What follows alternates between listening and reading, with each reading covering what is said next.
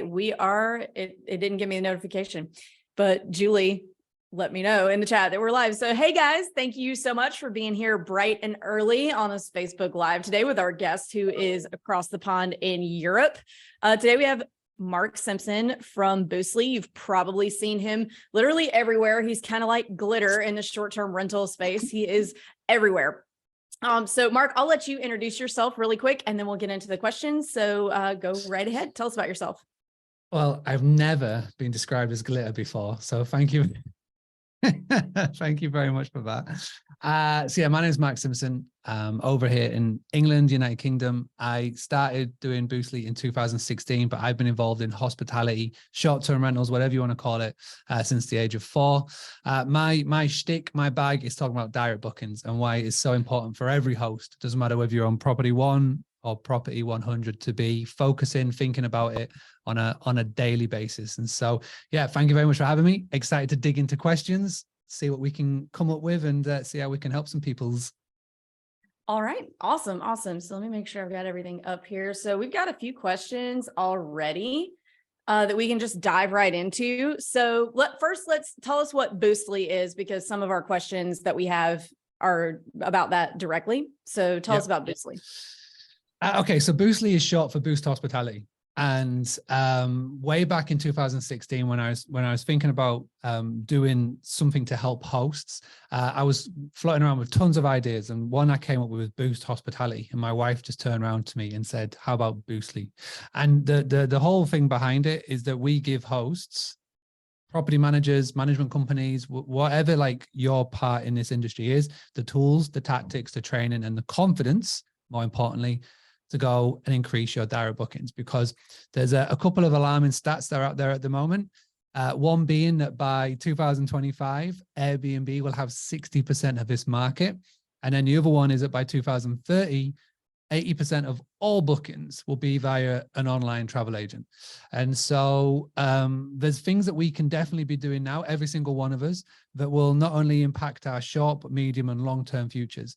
And you know, I think the most important thing is that even if you're not planning on being this in the long term, if you're planning to start now, grow, scale, and sell in a short period of time, or maybe in like the medium term, then it's even more important that you get involved in this now, because when you look to sell your business in like 2023, 2024 and beyond, if you've got more profit, if you've got more data, if you've got more of those lovely direct bookings, then your business will be more profitable. So it doesn't matter how you're coming into this business, where you're coming to this business.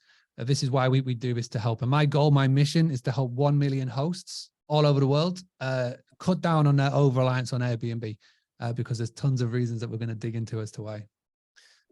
Awesome. Very good explanation. Okay, so let's go ahead and start. First question, what are the best ways for a host to vet guests during, if they're taking direct bookings? Yeah, no, it's a good question. And I feel like when a host who has just got started, and let's just say they just go straight onto Airbnb. So they don't go through any of the other channels, they just go on Airbnb, and they go for it, number one, because Airbnb really good at marketing. They're really good at marketing their platform. That they do the right words in the right times at the right places to make anybody be able to start on their platform. And one of the big things that is so welcoming is air cover. And obviously with all the new things and the new changes that are coming into Airbnb with guest verification, etc., you just feel like everything is boxed off.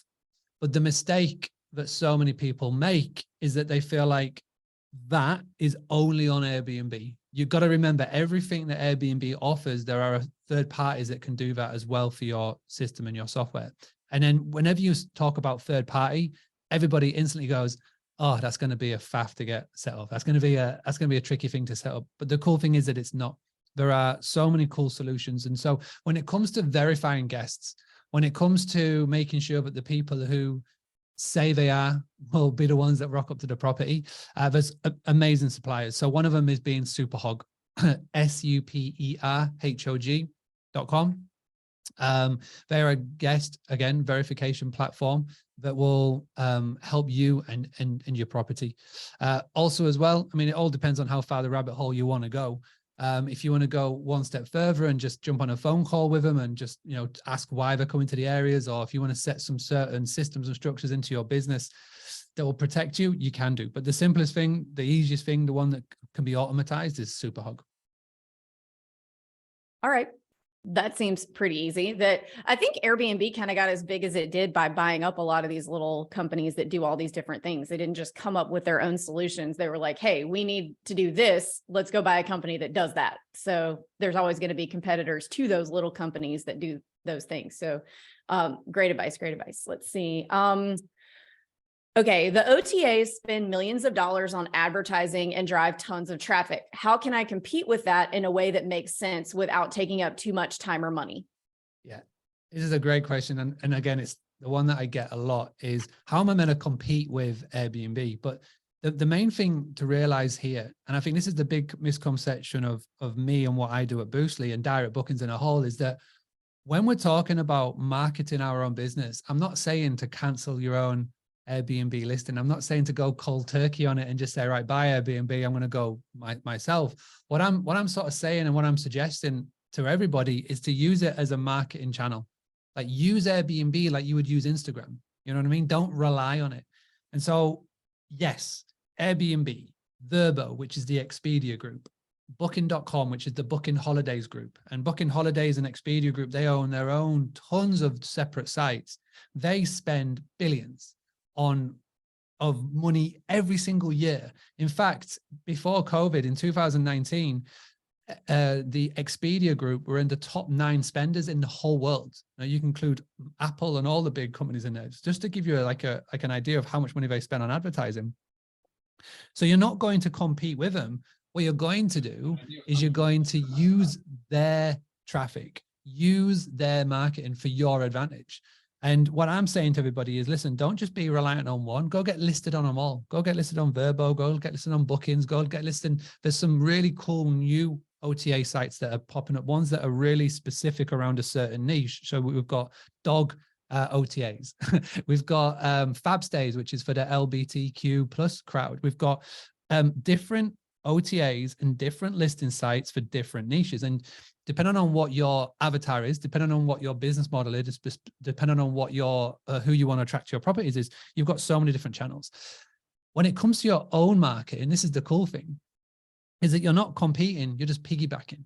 So when you've got your Airbnb listing, for example, you've got your Airbnb listing that is on the site and it's up and running. There's so many cool things that you can do to get somebody to click on your image from the search, which is the click-through ratio, which is what Airbnb talk about a lot.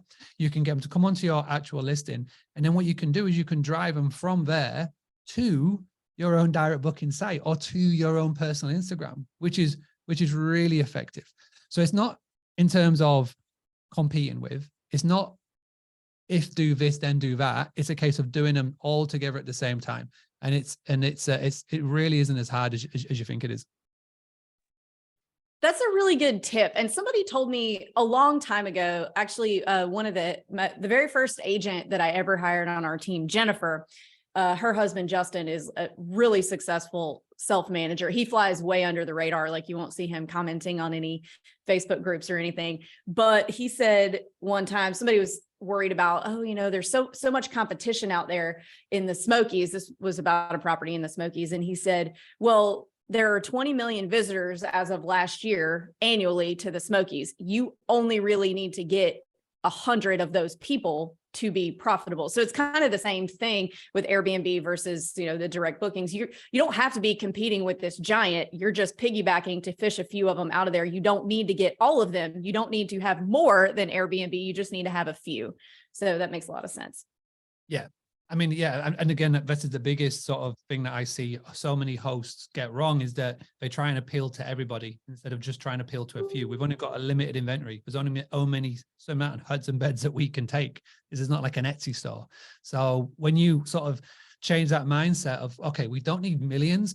If we're doing, let's just say for an example, week-long bookings, there's only technically 51 weeks out of a year that you could take a bookings for, because the other week you want to be doing maintenance and whatnot. So that's 51 bookings. If you think of it that way, your life becomes a whole lot easier. It seems like a much more attainable task than, oh man, I need millions of bookings. No, you don't. You only have 51 weeks in a year. So yeah. So piggybacking off of what you just said about driving them from the OTAs to your direct booking sites. What are tips on doing that? Because I know you can get in big trouble with the OTAs if they catch you doing that overtly. So what are some ways you can do that? Yeah. So number one, when we talk about driving them from your Airbnb listing site or from your Vrbo listing site to your direct booking site, you're not going to go and plaster your listing with www.mylistingsite.com. That is just going to get you in all worlds of trouble. But there are definitely some things that you can do to get around the rules and the bots and the algorithms that will mean that it's totally fine. It won't hurt your algorithms. It won't hurt your ranking. And you'll be surprised at how many people actually do this. So the reason why this became popular is because, well, Hilton in 2019, they ran a big ad. And this is the big Hilton chain. They ran an ad. They got Anna Kendrick to be their spokesperson. And the whole theme around it was don't click around, because the guest booking process isn't as straightforward as guest wants stay, guest finds stay, guest book stay, done. Right? The way that it works, and just think about your booking process and how you booked a staycation, vacation, workation. You've probably got 11 tabs open on your screen. You've probably got all of the things going on. You're trying to go backwards and forwards to seeing all of the things. And so because of that, there's clever and savvy hosts that know how to take advantage of it. And there's a couple of real estate on your listing that are really good to do this. So number one is your pictures. Number one, those 6 to 30 pictures, whatever you use, how many you use on your Airbnb listing, it's a great place to start. So when you're getting your photos professionally staged and you've got the photographer around, see how many times you can drop in the foreground your branding. Now, every single one of you needs to have a business brand. You know, it's all well and good having listing 1, listing 2, listing 3, listing 4, but you know, the more that you grow into this, you want to be actually giving it a name. So whatever the name you want to call it, okay? And then the house will be, you know, house 1, which is part of business brand, house 2, which is part of business brand, house 3, which is part of business brand, because the more that you can start spreading the name of your business brand, the more that you can start getting not only your guests, but your team and your peers aware of your business brand, then it's easier to be Googleable, okay? So let's just say your business is going to be called Boostly B&B. Okay, so Boostly B&B is the business brand, and you've got the white house, the blue house, and the green house. That's part of your portfolio. So in the white house, the green house, and the blue house, when you are doing your pictures, what you need to happen on there is you will have some form of branding on your pictures in the foreground. Now, this could be anything. It could be a little mug, for example. It could be whatever, but it's something that's in the foreground that is visible, that will start showcasing your brand. And then you move into your description. So the description, again, we all talk about the description, how it can't be paragraph heavy. It needs to be bullet points. But the great place to start would be, welcome to the White House, which is part of Boostly B&B or Boostly branding. Okay.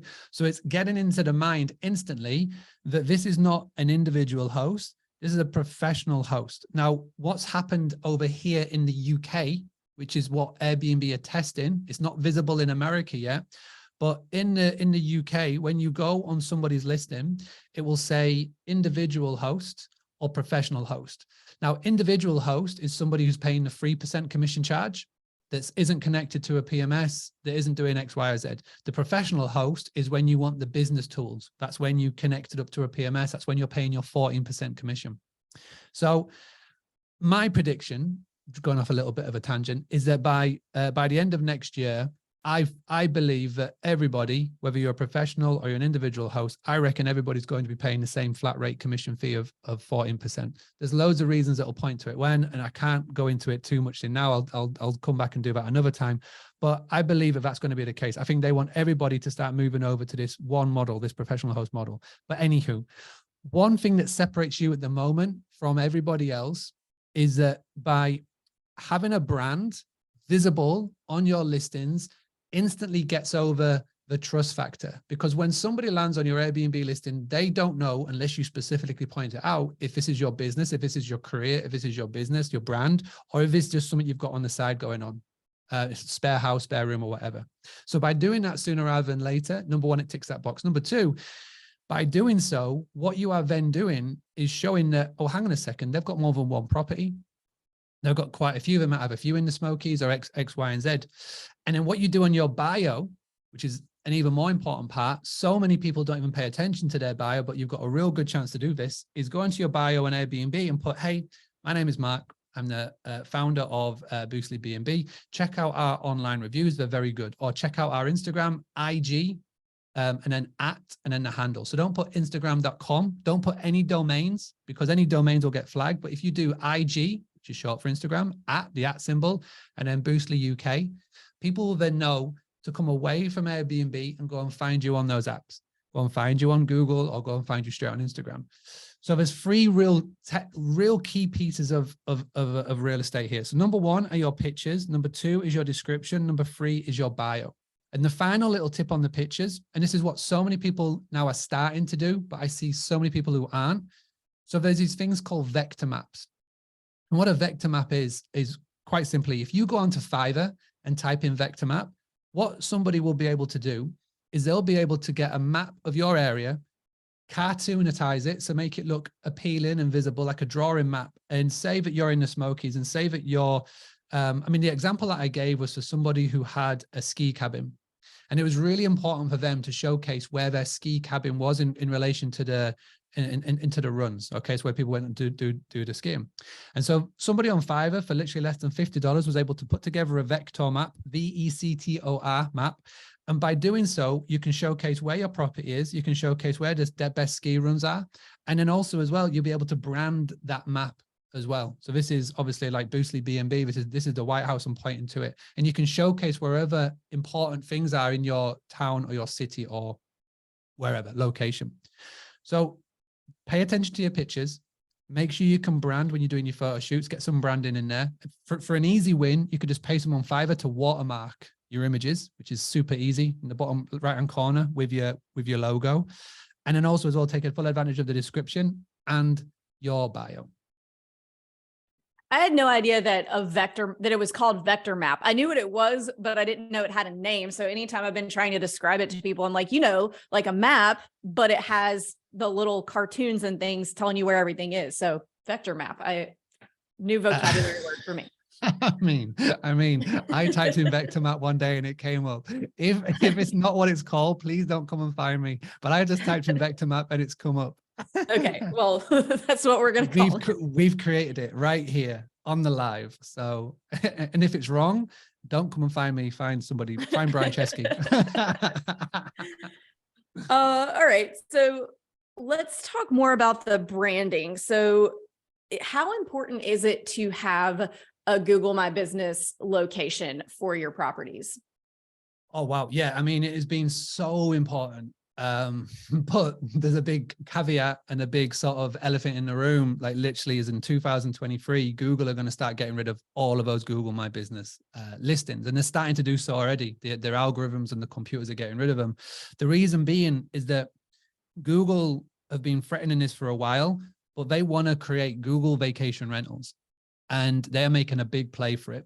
We've been able to be kind of sneaky up until now and create a Google business listing on the Google map and get around the systems, because technically if you look at the T's and C's to be on there, you need to have a shop front, you need to have a reception if you want to be classed as an accommodation service. Google don't like it because they can't monetize from it, in basically simple terms. And so what they're looking to do at the moment, and their AI is already scraping and getting rid of and removing so many vacation rentals from the proper map at the moment, and they're replacing it with Google Vacation Rentals. It's such a slow burnout, such a slow process, but it is coming. The cool thing is, I got to know by being at an event one time, one of the heads of the Google Vacation Rentals development, and he wants to really work with direct bookings on this. So when it becomes more available and more ready, and because it's only available now if your property management software tool has direct communication into Google Vacation Rentals. I tried to get Boostly on there, but you have to be spending something like $50,000 every month on ads to be able, or something crazy like that. So it's not ready yet, but when it is ready for everyday host, property management companies of whatever size, 1 to 100, to go on and create an account, I will let everybody know. If you've got one at present and it's still active, take advantage of it, because it is so important to being visible on Google organic reach. And again, if you've got one, make sure your pictures are all up to date. Make sure that you're branding it properly. Make sure you've got first name. The first part of your name is the house name. And then in brackets, put your business brand name. Specifically, if you've got 3 or 4 properties in your town or location, because it'll start coming up more, and make sure you've pinned it to where the actual locations are. I've known some Google business listings that drive in 15,000 search term searches every single month just because they've optimized it. But obviously the whole caveat, elephant in the room, is that by next week it could disappear. Right. But it is important. So I think that will probably be a good thing for us, though, as short-term rental investors, right? Because then that will help us to be less dependent on 1 or 2 major OTAs. Because from the little bit that I know about it, that I've read about it, Google will just be pulling in all the listings from everywhere, which I assume, and correct me if I'm wrong, it sounds like you're quite a bit more well-versed in it than me, whatever your direct booking website is too, right? Yeah, exactly. And so they're going to be charging the OTAs per click, etc. The goal is to have, if somebody clicks through to your direct booking website, it's totally free, which is great. There may obviously be plans in the future, then once it works and they've got the stability there, that they'll charge a commission, but you're able to capture the audience and the guest straight from Google. Which is super hard. I mean, there's so many people that talk about all these different kinds of ways to do Google ads, etc. I've yet to see somebody at scale explain it correctly for anybody who's under 10 properties, for example. I do something, if you've got a copy of the playbook, a little plug for the playbook, the book direct playbook, it's something I call bid on brand, which is so effective. It saved us a ton of money. It was super cost effective. It cost us pennies to the ad than it was doing anything else. If you want a video on this, because it's about 30-minute video of me walking you through it, just go to boostly.co.uk/bid on brand. So boostly.co.uk, BIDONBRAND. It'll take you to an unlisted YouTube video, and it's just literally me setting up for my business, and you can follow it, you can duplicate, and you can plug it into your business. But it's super effective because what you're doing is you're bidding on your brand name in Google. So if somebody has an amazing stay with you, so let's just say, Avery, you stay at Boostly B&B, you go back to your family, friends, and you say, oh, I had an amazing time, stayed in this place called Boostly B&B, and they go and Google it in the location where I'm at. When you sign the contracts with Booking.com, with Verbo and Airbnb, the contracts that we never read, those T's and C's that we never actually read, in there it says that they can advertise on your brand name on Google, Bing, etc. So what we're basically doing is we're fighting fire with fire and making our business come right at the very top of Google search, which is epic. But before you even do that, you need to have a direct booking website by Boostly, by Boostly, by direct booking website, because you've got to drive them to the right place. Yeah. Man, we could talk about that all day, couldn't we? Yeah, man. Oh, yeah. 100%. Well, since we only have, we've got 25 more minutes, so I'm going to change subjects really quick because we do have some more questions from listeners here. Okay. Obviously, Boostly integrates with property management software. Curious if there's a preferred one that is easiest, that works, plays the nicest with Boostly. You're going to get me shot.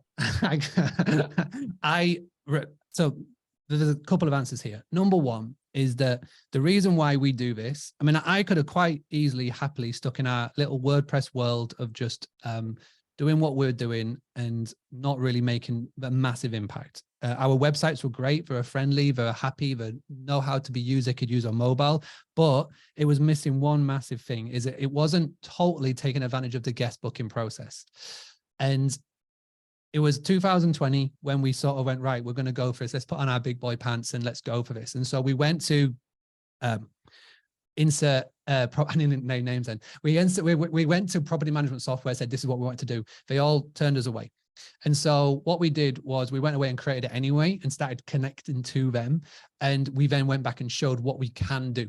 And we spent tons of money, tons of time, and tons of investment. And so with that, we then were able to link up with some amazing property management softwares like Guesty and Rentals United and Hostfully. And there's only 2 other website designers in the whole industry, in the whole world, who do what we do. That is ICND and that is Signal. And I love them both. They're both great people who both work there. We know them all really well. but they only connect with 3 or 4 different property management software providers. Because they are not the glitter of the short-term rental industry like you are. Because they are not the glitter. They bring the glitter. And so we're like, right, well, we don't want to be just connected to 4, because we get so many people who want to book a call with us who are with Hospitable, or they are with Zevu, or they are over in Australia and they've got New Book. And so we're like, right, well, we don't want to be just connected to 4. We want to be connected to the top 30. So what we did, we went out and we had the very big advantage that we had 1,000 clients at this point, and we used our client base to get attention to the property management software tools. And we were able to, over the last 18 months, create connections, partnerships, and relationships with all of them. And this is a very long way-winded way of me saying is that I don't have one preferred one, because at the end of the day, the one that I love the most, the one that I absolutely adore, will be different to what will suit your business type of model. Because there's so many different ones. It's like trying to name your favorite child. It just doesn't work, because there's so many different things that that would suit you that would be different to what would suit me and my business needs. And so my advice to everybody is to whoever jumps on a call with us, and let's say they're on a call and they haven't got one property management software, they haven't got going yet. What I say to them is, listen, go book a demo with all of them. They're all really good now. They can basically have a 2-week trial or a week trial without any credit card information putting down. Find out what your key buying motive would be, whatever that key buying motive is. Say that you're doing the management model, and your reports that goes to the different landlords, your different bosses, and you're doing the management model with, has to be on point. Then go for the PMS that gives you the best reporting tool. If it's communication, if it's support, if it's data, that will be your key buying motive. But the main thing is to get a demo booked in. So many people, this is the mistake that so many people make, is that they just go for the one that they see someone mention in a Facebook group, or they go for one that they see on a YouTube video and just go, oh, well, that's going to work for me. The problem is it isn't.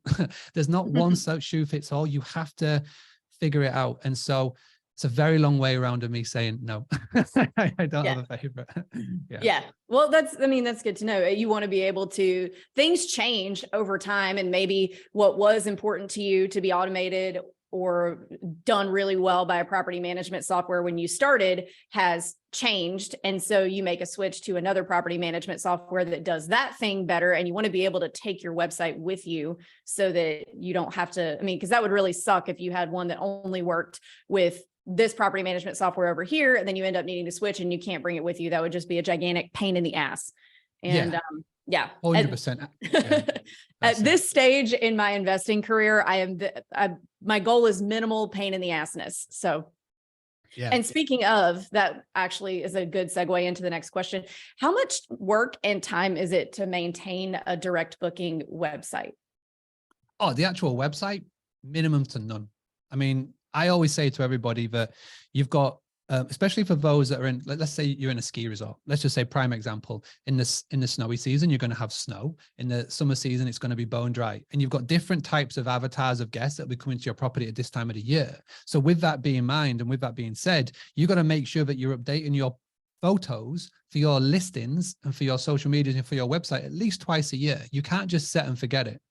That's the only really thing that you have to do with your website, because what you want to be doing in the sort of the summertime, say, you want to be getting your winter pictures up and vice versa, because when it comes to winter, you've got all your winter booking sorted and X, Y, and Z. So with your website, you only need to be really maintaining it a couple of times a year. If you want to be fancy dancy, and if you want to go SEO and you want to do blogs, hire a content writer from Fiverr, get them to regularly add blogs to your website once every month. That's it. In terms of your direct booking strategy, however, that needs to be every day. And the reason why people don't do every day is basically like doing the dishes. So people get so overwhelmed when it comes to marketing their business, because they feel like they've got to do 101 different things. But really, if you broke it down to a new business strategy every single day, a new business tactic every single day, it'll be much more manageable. So it's like I say, like washing the pots. If you have your coffee in the morning, have your cereal, put the dishes in the sink and leave it and go, I'll do it later, then it'll build up. If you go back at lunch, you have a drink, you put it into the sink, you don't do out about it, it will build up a bit more. If you go back at dinner, end of the day, you have another meal, you have more drinks, you put it on top, it's starting to pile up. You just go, I'll do this before bed. You come down at bedtime and you see a pile full of dishes, you're going to get overwhelmed and leave it. But if you tackled it every single day at breakfast, at lunch, and at dinner, the dishes would be done. And it's the same with your marketing. I advise everybody spend 30 minutes every single day, the first thing that you do doing new business. Now, when I say new business, people go, well, what new business? What should I be doing? Well, that's what that's for. There's 101 new business tactics to be doing in the playbook, and you can literally figure out which one is right for you and just crack at it every single day. And as an Airbnb host who will go, oh, that sounds like a lot of work. Well, welcome to the real world. That's what business is. That's what being a business owner is. You know what I mean? It's like there's no, for Boostly, there's no site I can go and put Boostly on where I'm guaranteed to get revenue in. I have to every single day be doing new business in some way, shape, or form. So yeah, the website, not so much. Tactics every day. Tactics. Yeah, you got to pay attention to tactics no matter what you're doing. Actually, this was several years ago, but I saw someone in a Facebook group who was a new owner, owned in a market where it's one of the easiest markets to like source cleaners and handymen and stuff, totally set up for that vacation market. And she was having a really hard time with something. I can't remember what it was, but she was like, I was told this would be easy. And I'm like, well, it is easy compared to other types of work. Like it's still work, you still have to tweak it, but you can tweak it from the beach or the bar or, insert thing here. But I think a lot of new investors and hosts kind of make that mistake of thinking that, okay, this is like a crock pot. I'm just going to set it and let it go. But really it's more like, and I don't know how much you guys do barbecue over in England, but if you're like, we'll say like a turkey or a brisket, you put it on there, it's on there for a long time, but you have to keep going back and messing with it and turning it and basting it and doing all this stuff. So it's not just a crock pot. It's like a barbecue, which is a terrible analogy. I love that analogy. I love that analogy. I love the accent and how you described it. With there is some chatter going on about loving how you say X, Y, and Z. So. Oh yeah, I apologize for this. I've got such a weird accent. I've got such a strange accent. It's a bit of a mix mash of all over, but. All right, we have a few more, and then I want to ask you about your books. So I have one here that says, are there any additional tax implications or any kind of permitting requirements that I should know about if I'm accepting direct bookings outside the OTAs? Oh man, that's one that is literally appealable to your town, your city, your council, your context. It's different for everybody all over the world. So my advice would be to reach out to somebody that knows what they're talking about, someone probably legal, and find that out. But I assume that anything that is applicable to taxes and whatnot for Airbnb will be exactly the same for a direct booking. But there's definitely something you need to reach out individually to somebody who knows your local town, your coordinates, etc. Yeah, I agree. Or I bet My Lodge Tax will probably have some answers to that if you reach out to them. So I definitely check that out. Mm-hmm. All right, so let's talk about your books. You have two. Yes. And what are they, and what is the difference between the two? Where do I start if I'm just starting down this road? Okay, so books that I've been like directly part of is the Playbook, and this is a marketing book. So the book Direct Playbook is 101 tactics anybody can do if they want to grow direct bookings. 100% marketing. It talks about avatars to Facebook to everything. So please do go and check that out. And then the new book, which is coming out in a couple of weeks' time, so after December the 12th, is the Book Direct Blueprint. And the reason why this came to fruition was this was actually going to be a chapter in the Playbook, but last minute I just pulled it from the shelves. I was like, nah, this doesn't fit. This is a totally different book. And so I parked it, and I honestly didn't think in the same calendar year I'd be writing another book about it. But it just came to happen that I was part of another book called Hospitable Hosts, which is here. Hospitable Hosts 2022 version. Jody Sterling headed it up, and I discovered multi-co-authored books, and I was like, oh, okay, this is interesting. And so in July this year, I was like, well, I don't think I've got it in me to write a full book myself, but let me reach out to vendors in the industry that are experts at what they do in the individual categories and see what we could put together. So I wanted to put a book together. The blueprint is all about the foundations that you put in place before you build your direct booking business. So for example, it could be insurance like Superhawk. It could be your PMS. It could be upsells, downsells, cryptocurrency, all of these different things that are coming in to be part of your business. I reached out to the people that I know, like, love, and trust, and I said, hey, I got an idea. So we came together. We've got iPrac for trust, Mount, Price Labs, Touchday, Uplisting, DAC, Tech Tape, Superhog, Minoan, D-Travel, and co-host. And I know that because I'm reading them on the back of the book here. And yeah, we've come together. We put something together really well. It's been an awesome process. And now the marketing begins. And we launch it on December the 12th. So they go inside really nicely because you've got the blueprint. So what do you have to put in place? Which so many people ask about, like the insurance question that came up earlier, the guest verification. But then as well, once you've got that, it's like the playbook. It's like, right, you've got the business in place. How do you now market? And so I think between the two, you've got a pretty decent arsenal there to go in and do all the things. All right, guys. So the next one, the playbook is out. Blueprint comes out in December. And actually, we have a few more questions that have popped up in the chat that we'll hit before we say goodbye and ask where to find you and all that fun stuff. So back to driving direct bookings from the OTA websites. What is your personal favorite tactic for that? The picture thing, the branding in the pictures, or is there something else? My personal favorite. Well, the one that everybody can do literally right now is go to your bio and amend the text on the bio. Okay, so this isn't your listing. This is your personal Airbnb bio. You can go in it right now. It takes 5 minutes to do. And just amend that first line of text, especially if you've got a couple of properties. If you want to drive people to like an Instagram, or you want to drive people to, back to Google so they can find your website, go ahead and do that. And it's the first line of text. So it's, hey, my name is Mark, founder of, if you've got a joint business, hey, it's Mark and Dada. We're the founders of, boom, insert business name. Check out our online reviews. They're rather good. Nice bit of, simple terminology. They know how to find you. Or it's check out our IG, which is everybody knows it's short for Instagram. Then put the little @ symbol and then put your handle, Boostly UK. Super simple to do, takes 5 minutes. And then again, just go to your description. The description one may take a little bit longer, especially if you've got more than one listing, but just, bullet point everything, because people don't like to read big blocks of text anymore. So bullet point it, just put who you are, the business name, etc. And then the final one would be the pictures.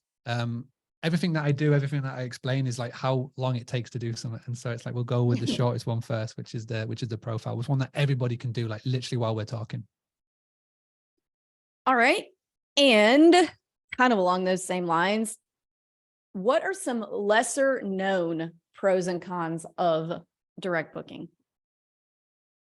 Lesser known pros and cons of direct bookings. Well, the obvious pro, which is the main one, is that you get more guests that you want to be walking through your door. When you do this correctly and you market your business correctly, you really fit your customer avatar. The problem with an OTA, especially if you've got instant book turned on, is that they could send you anybody, literally anybody. But when you've got your own direct marketing strategy in place, it doesn't matter what you're doing, whether it's referral marketing, email, SEO, whatever, they're going to be, your vibe attracts your tribe. Right.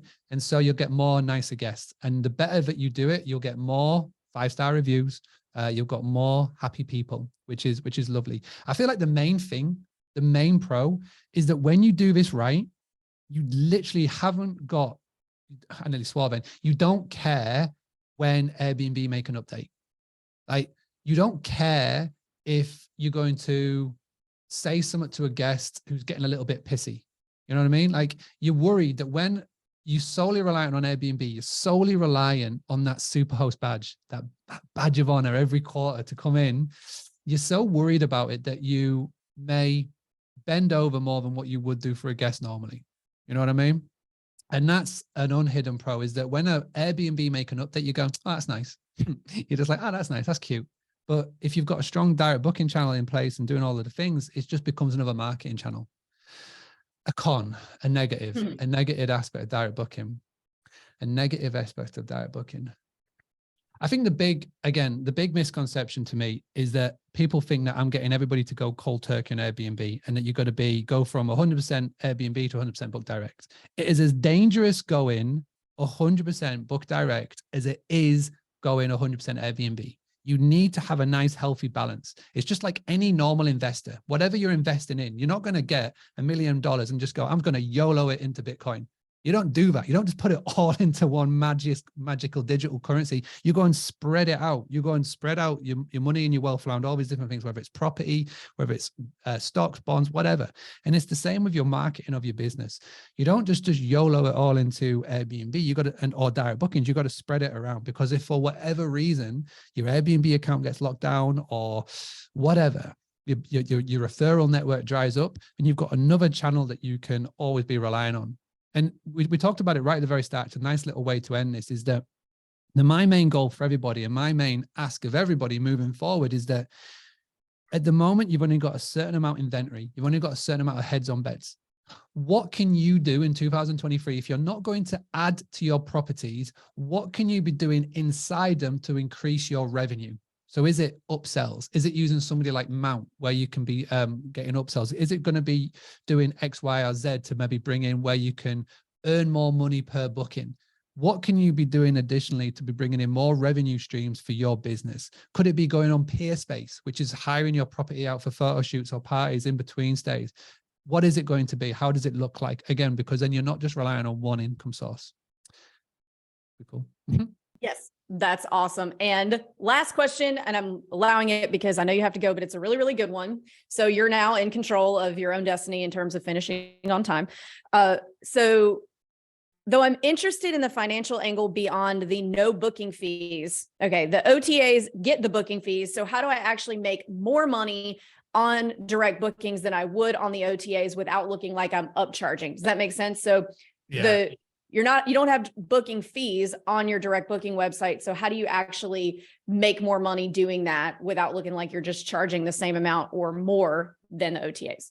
Okay. So this tactic is really good. I can't believe nobody else does it, but it's so easy to implement, but you need a good PMS, property management software tool, right? On every single property management software tool that's good and decent, you've got the ability to upcharge to the OTA. So for example, if I'm charging $100 base rate for my direct booking site, on Airbnb, I can price it up 50%.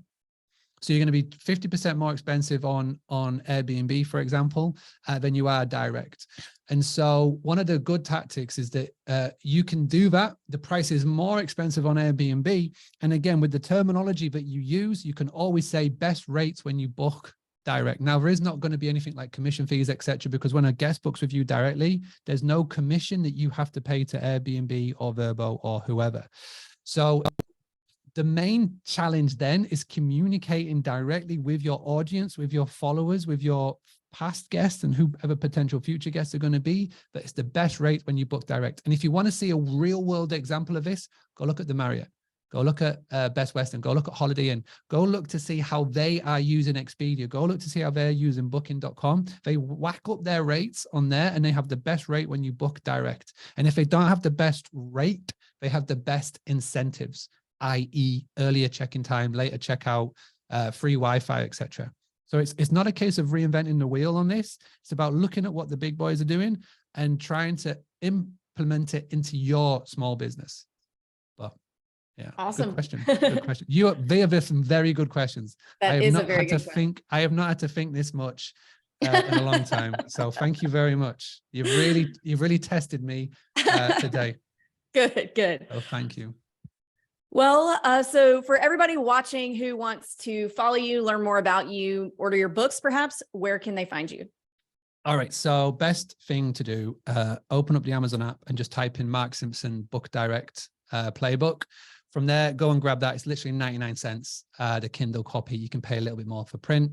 From there, once you've got that, you'll know exactly how to get in contact with me on Instagram, email, the whole shebang. And then once you get that copy, as soon as the playbook is live, no doubt you'll get a nudge from me to say, hey, we're good to go and get the second one. So all those resources you can get, just start by going and get the playbook, please.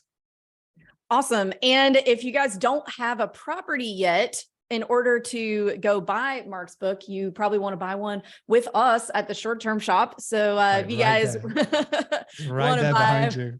yeah, if you guys want to buy a property with us, we have offices in 15 of the top vacation rental markets in the country. You can hit us at agents@theshorttermshop.com, or you can also buy my book, Short-Term Rental, Long-Term Wealth, and then you can get on to Mark's. I think mine would probably need to go first in terms of learning, and then you graduate to Mark's. But Mark, thank you so much for coming on. We really appreciate you taking the time and all of the information that you've given our community. We really appreciate it, and we'll catch you sometime soon. If not, we'll see you in March.